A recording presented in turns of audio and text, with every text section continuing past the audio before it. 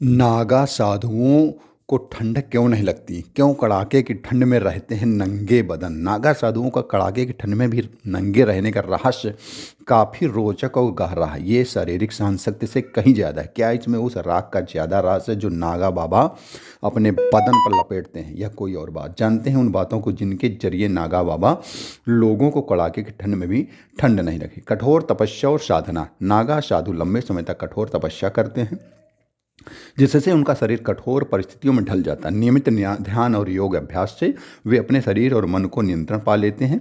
इससे उन्हें सर्दी गर्मी का अनुभव कम होता है। प्रयागराज में नागा साधुओं का कारवां नजर आने लगा। हिमालयी योगी तो कुंडलिनी जागरण की प्रक्रिया के माध्यम से अपने शरीर में ऊर्जा को जागृत करते हैं। कुंडलिनी एक शक्तिशाली ऊर्जा है जो जब जागृत होती है तो शरीर में गर्मी पैदा करती है, जिससे ठंड में भी उनका बदन गर्म रहता है। वो शरीर के सूक्ष्म व्यायामों के माध्यम से रक्त संचार को बढ़ाते हैं और शरीर को गर्म रखने में मदद करते हैं। प्राणायाम के माध्यम से योगी अपने श्वास को नियंत्रित करते हैं, शरीर में प्राण जीवन शक्ति को संतुलित करते हैं। यह प्रक्रिया शरीर को गर्म रखने में मदद करती है। ध्यान के माध्यम से योगी अपनी मानसिक स्थिति को शांत करते हैं और शरीर के भीतर की गर्मी को महसूस करने में सक्षम होते हैं। हालांकि हिमालयी योगियों और कुछ नागा बाबाओं द्वारा उपयोग की जाने वाली तकनीकें बहुत ही जटिल और गहन होती हैं।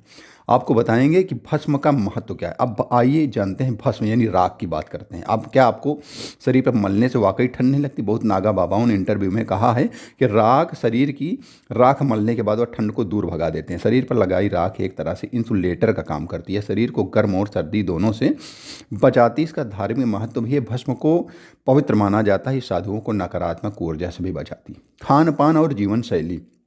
शरीर को साधने में सात्विक आहार की भी खास भूमिका होती है। इससे उनका शरीर स्वस्थ रहता है और रोग प्रतिरोधक क्षमता बढ़ती है। नागा साधु एक सरल जीवन जीते हैं, जिससे मानसिक रूप से भी मजबूत होते हैं। मानसिक दृढ़ता। संसार की मोह माया से दूर रहकर वे मानसिक रूप से मजबूत होते हैं। उनका लक्ष्य मोक्ष प्राप्त करना होता है, इसलिए वे शारीरिक सुख दुख से परे होते हैं।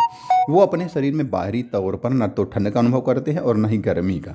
शरीर की प्राकृतिक क्षमता। माना जाता है कि मानव शरीर में असीमित क्षमता होती है, एक्सट्रीम परिस्थिति में खुद को ढालने में सक्षम होता है, बशर्ते आप शरीर उस तरीके से साधना और ढालना जानते हो। नागा साधुओं का शरीर भी इसी तरह से ढल जाता है। नागा साधुओं का कड़ाके की ठंड में नंगे रहने का रहस्य सिर्फ शारीरिक नहीं बल्कि मानसिक और आध्यात्मिक भी है। यह जब उनके कठोर तप, ध्यान, योग, खान पान और जीवन शैली का परिणाम। वे हमें सिखाते हैं कि मानव शरीर और मन कितने मजबूत हो सकते हैं। नागा साधु केवल लंगोट पहनते हैं लेकिन उसका भी त्याग कर देते हैं। नागा पंथ में शामिल होने के दौरान वो लंगोट पहनते हैं, लेकिन जब कुंभ के मेले में नागा साधु का झुंड इकट्ठा होता है तो वे इसके भी त्याग कर देते हैं। नागा साधुओं को सबसे पहले ब्रह्मचर्य की शिक्षा दी जाती है और फिर महापुरुष की दीक्षा। इस तकनीक से शरीर को गर्म रखते हैं नागा साधु, जान लीजिए।